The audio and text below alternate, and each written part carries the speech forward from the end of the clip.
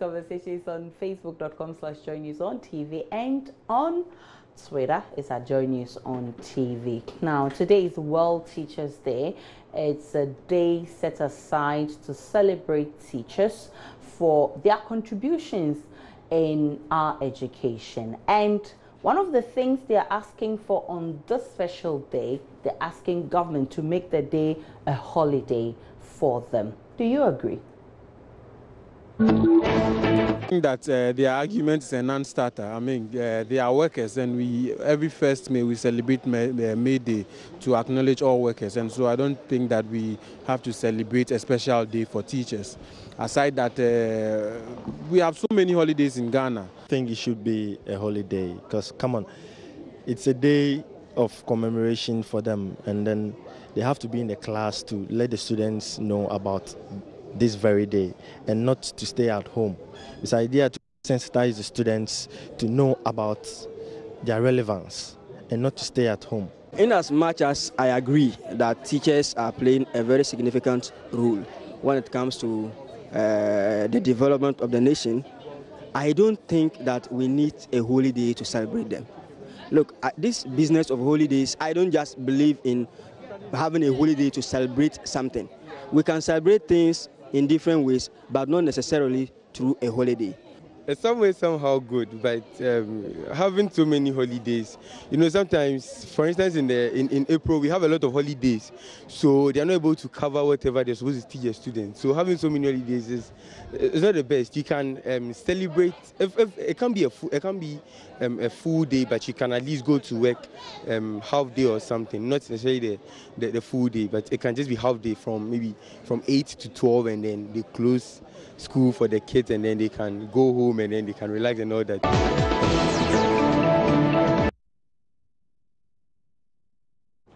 And I tend to agree with the first gentleman who says we have too many holidays in Ghana, and I think teachers already have so many holidays. Let's get on Facebook and you realize the comments that are coming. Let's check Jumo out Foster says, no problem. We will grant you October 5 and exclude you from May Day. Bam. It's as simple as that. And one thing, Mr. Nagra, please don't stay at home during Farmers' Day. It's a holiday for just family. You want holiday for yourself, of all the vacation you enjoy, you still want special holiday. Yeah, of course. So then what sort of greed is that? All the international days we've been celebrating, we would have to declare all of them. Okay, so next one, Ikea says, Ghana, my motherland. We celebrated World Pharmacist Day just recently, and they never requested for a holiday. Is it that our teachers are lazy or what? They go on vacation 3 or 2 times a year. Which other holiday do they want? They should be appealing for something better, not a holiday. It's a sad thing. And Mensa says, those of you killing him, October 5 is World Teachers Day, and whether it's holiday or not, schools are not effective. Just like today, not organized games for teachers. I don't like holidays, but it's our day. And your boy Solomon says, I'm also appealing to the government to mark October 30 as a holiday because that day is my birthday. How about Ghana any holidays there? And Idris Abdullah says, this is not feasible because the UN has special dates reserved for various professions. And if this request by Nagrad is granted, people of other professions will request same. The result will be chaotic for the country as the holidays will be uncountable in a year. I think the request wasn't thought through well. Nasser Yaima says, albeit I salute teachers always because whatever one boasts of in life, teacher made them.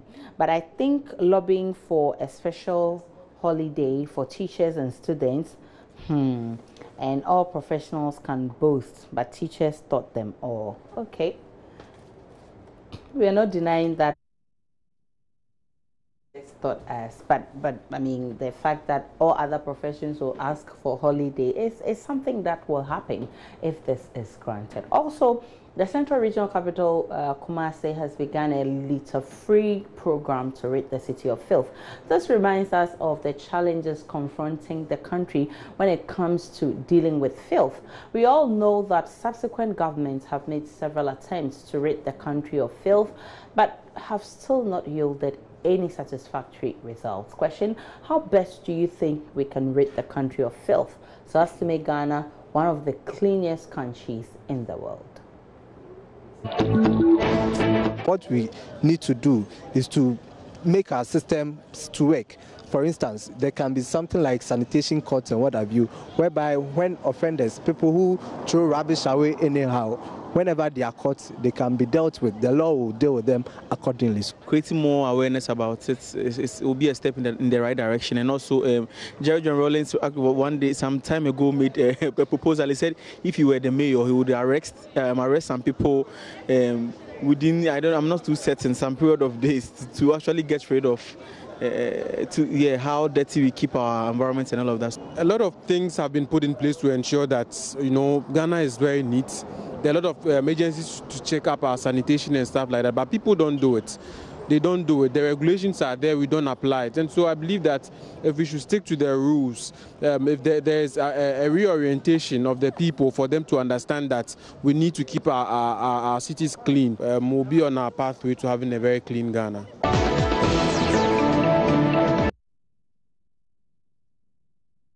All right, very interesting comments from the streets, but you know that we need to get on board to get this study done once and for all. Filth is not good. Let's check out what you've been putting on Facebook. Kwesi Boateng passes Ghana in lip service. Kumasi was one of the finest cities in this country, but now it is one of the dirtiest. Parties come, parties go.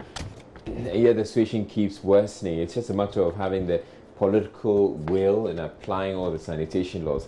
Attitudinal change is also key if we want to get somewhere as a nation. Adnan says, point of correction, Ghana is not a city.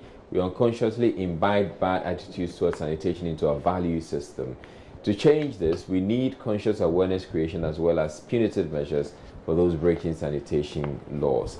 Nelson says, the only way is change of attitude. Various institutions of state and other relevant leaders work at will, and the government having political will to provide resources to the relevant agencies. James Abusanga says, equipping the Zoom Lion companies in the country to carry out their duties well, whilst enacting bylaws about sanitation in Ghana and punishing offenders. And Abdul Ghaffar says sometimes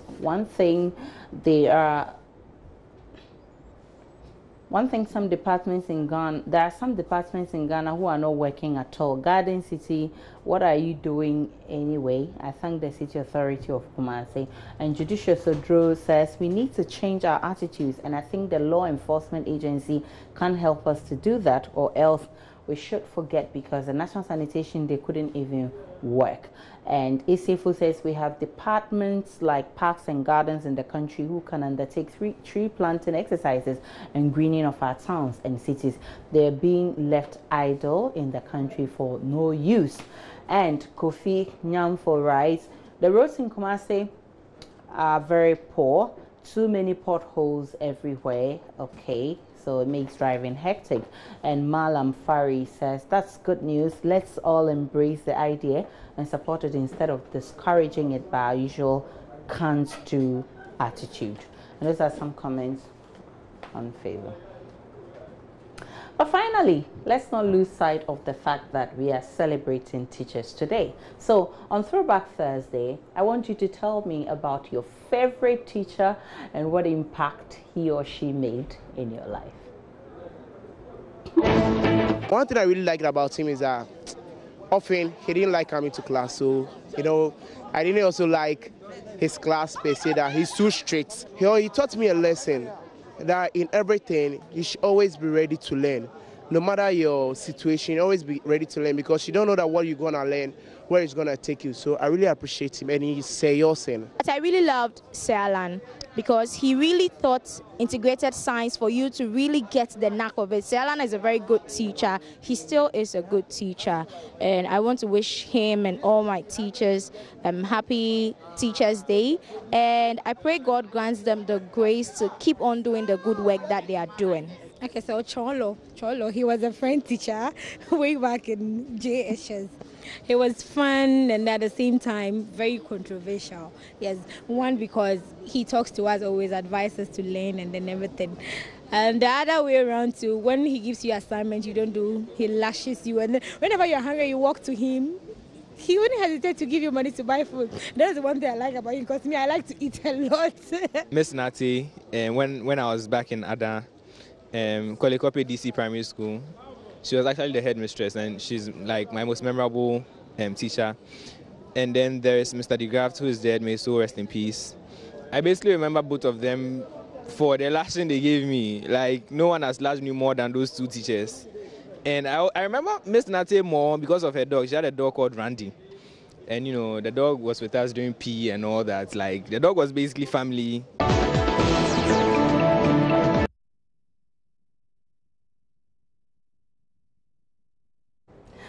So, Mrs. Kofi, wherever you are, my English teacher, I salute you. You know what? She would sack me out from class. Why? Because I'm mingling with some friends she thinks are not intelligent, and so they shouldn't be my friends. And she'll sack me, I'll go out of the class, she'll be asking questions in class, and I'll be behind the fence, and I'm like, Madam, me. Interesting. My favorite teacher in school was Mrs. Annan, and this was in preparatory school. She died a while back, but she was my favorite teacher. In peace. Mrs. Annan. She was of a different kind altogether. She taught me English.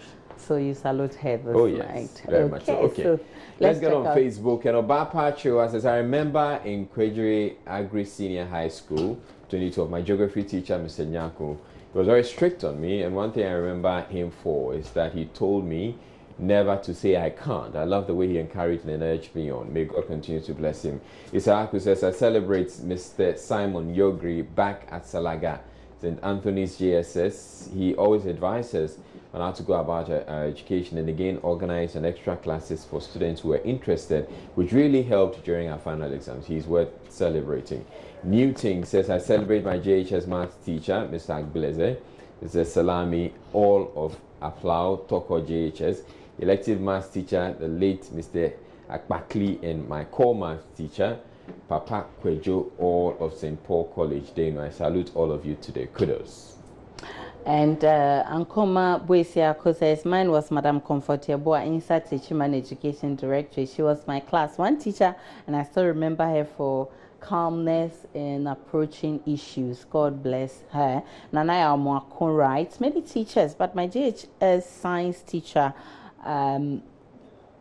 he made me develop interest in science that has made me you know, who I am today. And he says good old days. James Abusanga says, my favorite teacher is called Atipu, and he taught me that if you bend down and you're looking at someone's really? It's a saying. It's a saying. If you bend down and you're looking at someone's underparts, know that someone else is looking at yours. Because you've also bent down. Exactly the point. Okay, so that helped you a lot, I guess, Abusanga. And Prince Nuruddin Baumia says, kudos to all teachers across the globe. Oh, so happy World Teachers Day to all teachers.